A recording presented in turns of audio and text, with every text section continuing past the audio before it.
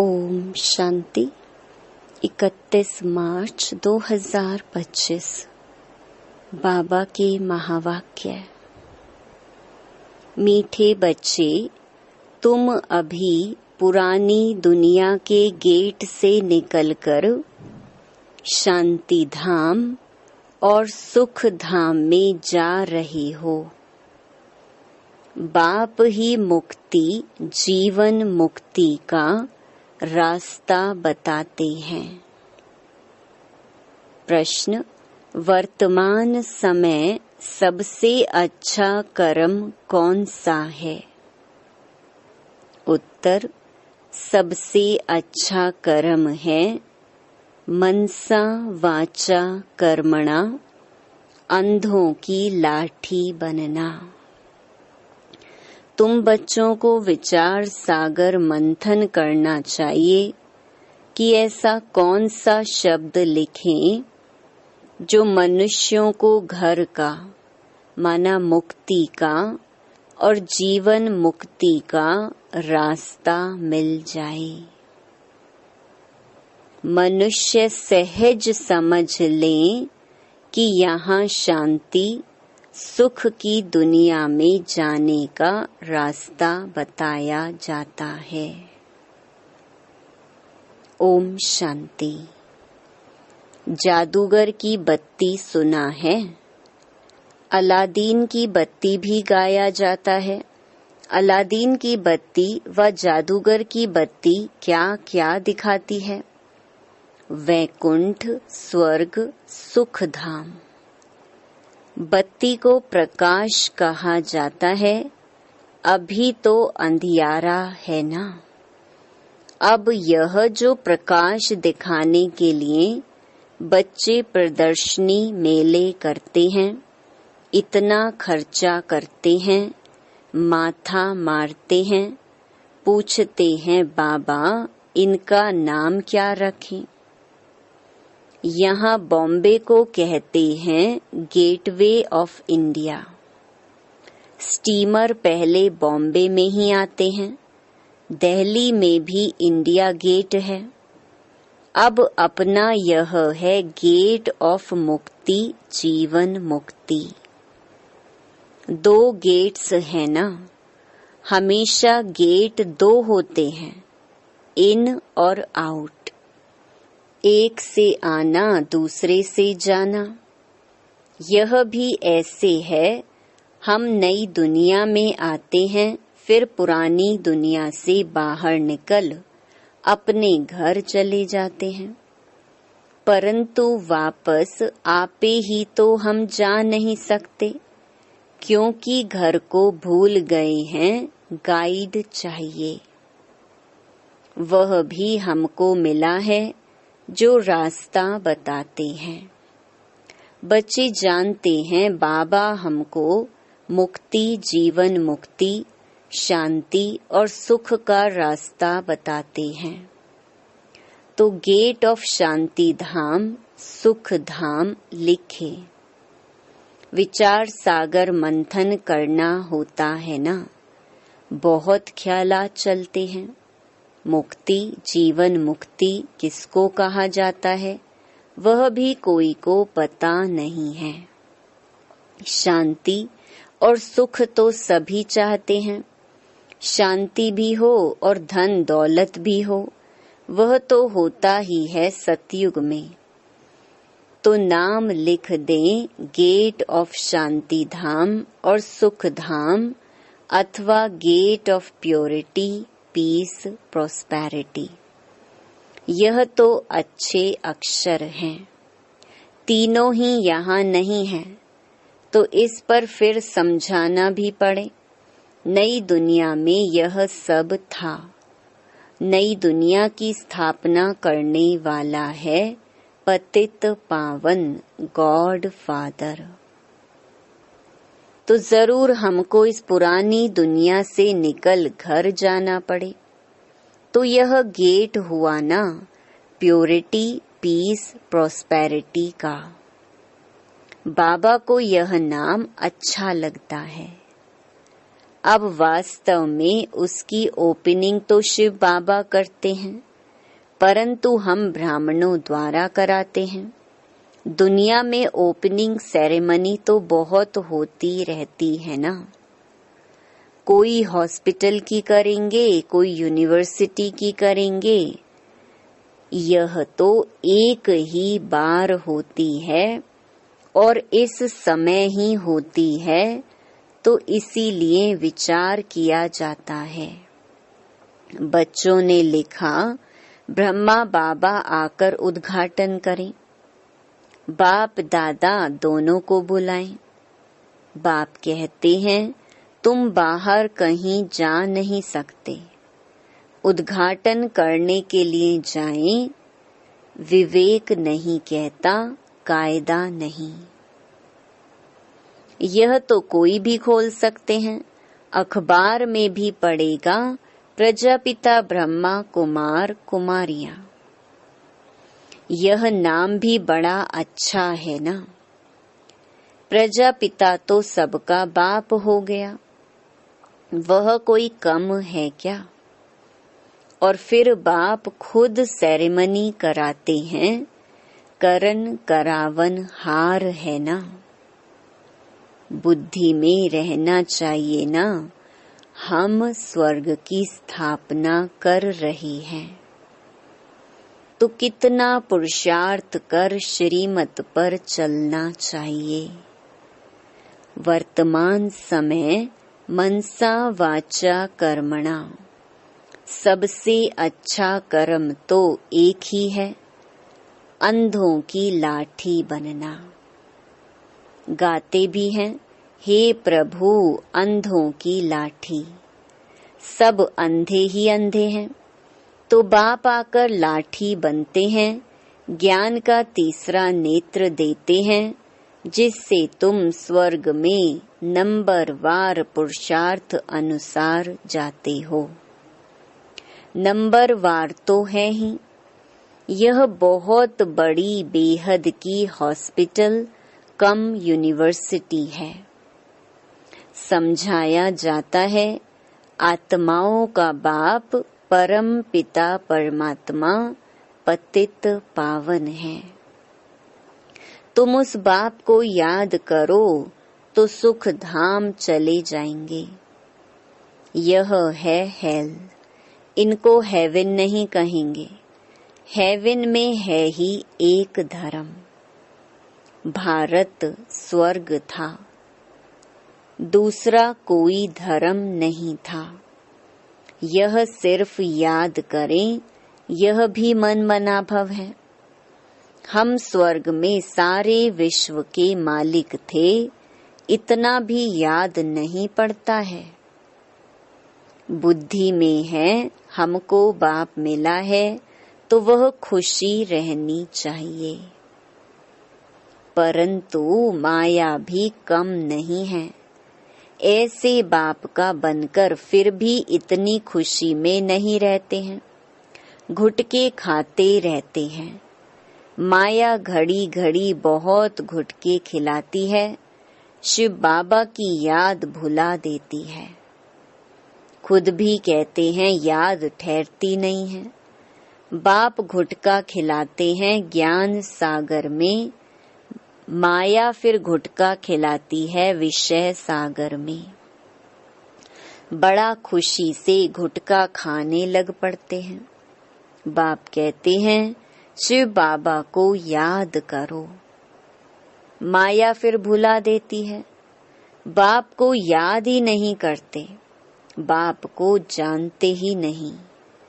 दुख हरता सुख करता तो परम पिता परमात्मा है ना, वह है ही दुख हरने वाला। वह फिर गंगा में जाकर डुबकी लगाते हैं, समझते हैं गंगा पतित पावनी है। सतयुग में गंगा को दुख हरनी पाप कटनी नहीं कहेंगे। साधु संत आदि सब जाकर नदियों के किनारे बैठते हैं। सागर के किनारे क्यों नहीं बैठते हैं? अभी तुम बच्चे सागर के किनारे बैठे हो। ढेर के ढेर बच्चे सागर के पास आते हैं, फिर समझते हैं सागर से निकली हुई यह छोटी बड़ी नदियां भी हैं। ब्रह्मपुत्रा, सिंध, सरस्वती, यह भी नाम रखे हुए हैं। बाप समझाते हैं, बच्चे तुम्हें मनसा वाचा कर्मणा बहुत बहुत ध्यान रखना है। कभी भी तुम्हें क्रोध नहीं आना चाहिए। क्रोध पहले मनसा में आता, फिर वाचा और कर्मणा में भी आ जाता है। यह 3 खिड़कियां हैं, इसीलिए बाप समझाते हैं, मीठे बच्चे वाचा अधिक नहीं चलाओ, शांत में रहो।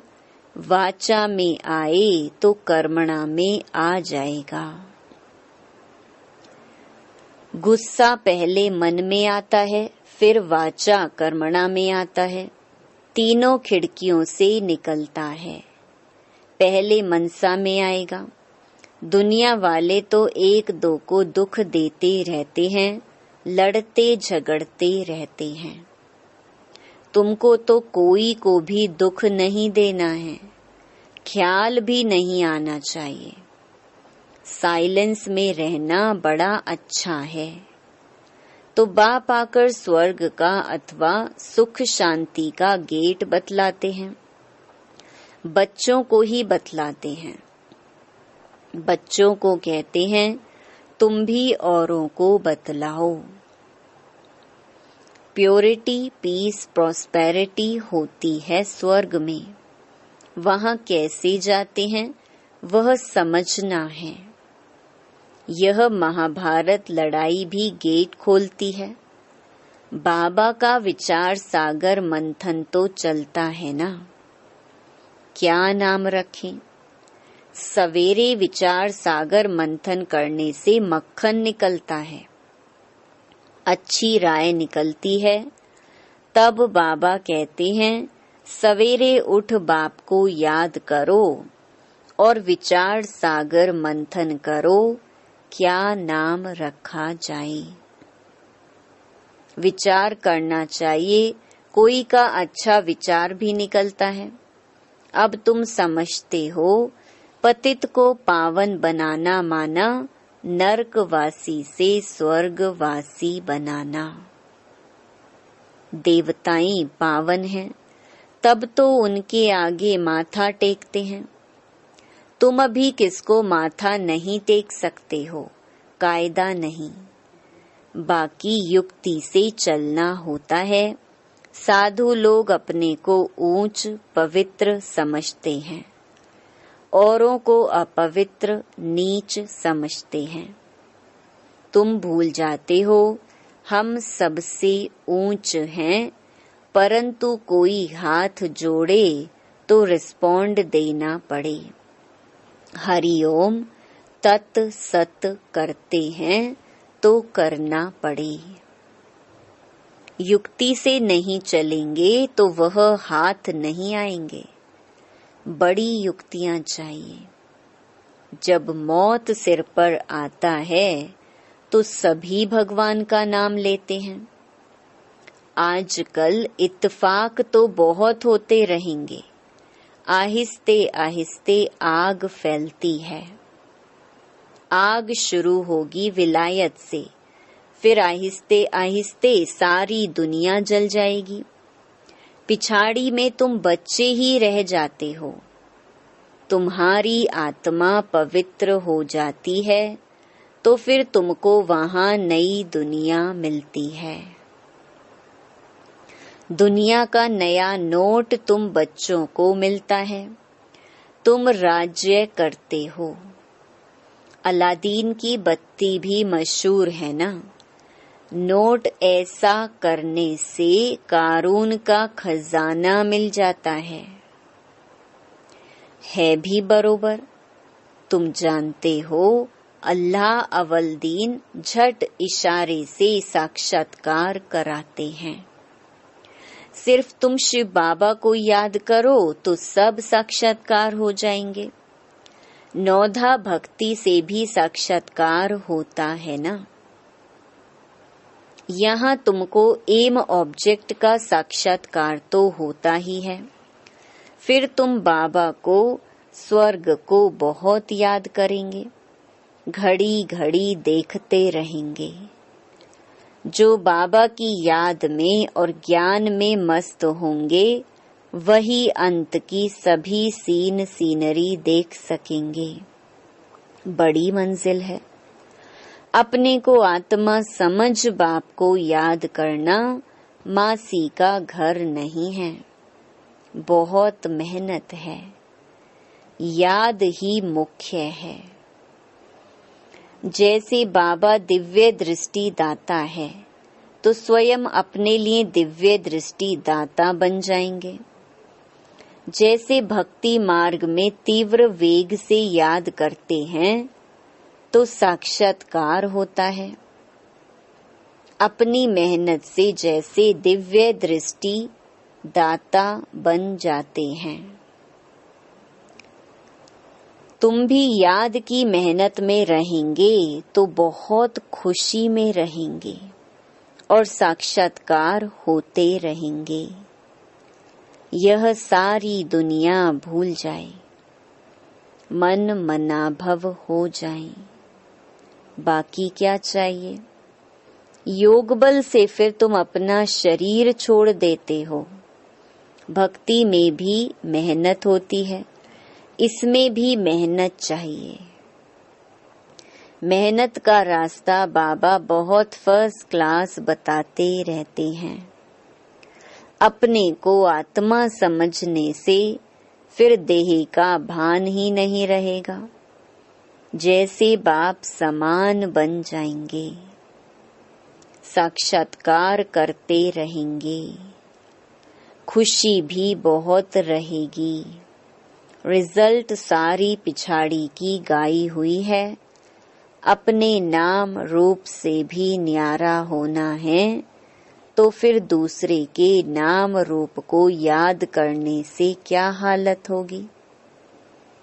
नॉलेज तो बहुत सहज है।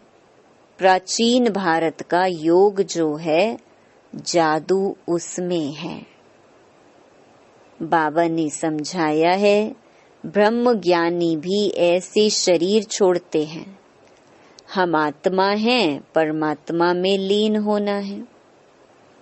लीन कोई होते नहीं है ब्रह्म ज्ञानी। बाबा ने देखा है, बैठे बैठे शरीर छोड़ देते हैं। वायुमंडल बड़ा शांत रहता है, सन्नाटा हो जाता है। सन्नाटा भी उनको भासेगा जो ज्ञान मार्ग में होंगे, शांत में रहने वाले होंगे। बाकी कई बच्चे तो अभी बेबियां हैं, घड़ी घड़ी गिर पड़ते हैं। इसमें बहुत बहुत गुप्त मेहनत है। भक्ति मार्ग की मेहनत प्रत्यक्ष होती है। माला फेरो, कोठी में बैठ भक्ति करो। यहाँ तो चलते फिरते तुम याद में रहते हो। कोई को पता पड़ न सके कि यह राजाई ले रहे हैं। योग से ही सारा हिसाब किताब चुकतू करना है। ज्ञान से थोड़े ही चुकतू होता है। हिसाब किताब चुकतू होगा याद से। कर्म भोग याद से चुकतू होगा। यह है गुप्त। बाबा सब कुछ गुप्त सिखलाते हैं। अच्छा, मीठे मीठे सिकिलधे बच्चों प्रति मात पिता बाप दादा का याद प्यार और गुड मॉर्निंग। रूहानी बाप की, रूहानी बच्चों को नमस्ते। धारणा के लिए मुख्य सार। पहला, मनसा वाचा कर्मणा, कभी भी क्रोध नहीं करना है। इन तीनों खिड़कियों पर बहुत ध्यान रखना है। वाचा अधिक नहीं चलाना है। एक दो को दुख नहीं देना है। दूसरा, ज्ञान और योग में मस्त रह अंतिम सीनरी देखनी है। अपने व दूसरों के नाम रूप को भूल मैं आत्मा हूँ इस स्मृति से देह भान को समाप्त करना है। वरदान, स्नेह के बाण द्वारा स्नेह में घायल करने वाले स्नेह और प्राप्ति संपन्न लवलीन आत्मा भव। जैसे लौकिक रीति से कोई किसके स्नेह में लवलीन होता है तो चेहरे से, नैनों से, वाणी से अनुभव होता है कि यह लवलीन है, आशिक है। ऐसे जब स्टेज पर जाते हो तो जितना अपने अंदर बाप का स्नेह इमर्ज होगा उतना ही स्नेह का बाण औरों को भी स्नेह में घायल कर देगा। भाषण की लिंक सोचना, पॉइंट दोहराना यह स्वरूप नहीं हो। स्नेह और प्राप्ति का संपन्न स्वरूप लवलीन स्वरूप हो। अथॉरिटी होकर बोलने से उसका प्रभाव पड़ता है। स्लोगन, संपूर्णता और समाप्ति के समय को समीप लाओ। अव्यक्त इशारे, सत्यता और सभ्यता रूपी कल्चर को अपनाओ। यह तो सब समझने लगे हैं कि यह कोई है, लेकिन यही है और यह एक ही है। यह हलचल का हल अब चलाओ। अभी और भी हैं, यह भी है, यहाँ तक पहुँचे हैं, लेकिन यह एक ही है। अभी ऐसा तीर लगाओ। धरनी तो बन गई और बनती जाएगी, लेकिन जो फाउंडेशन है, नवीनता है, बीज है, वह है नया ज्ञान। निस्वार्थ प्यार है, रूहानी प्यार है।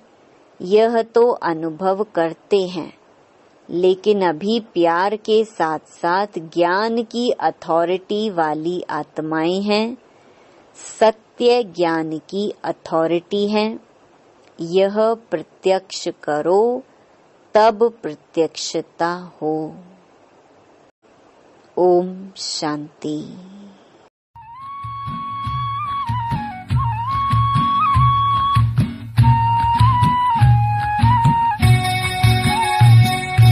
ईश्वर की सौगात ये जीवन, ईश्वर की सौगात ये जीवन खुशियों में बिताएंगे। ईश्वर की सौगात ये जीवन खुशियों में बिताएंगे। इस जीवन से सारे जग को, इस जीवन से सारे जग को खुशियाँ हम लुटाएंगे।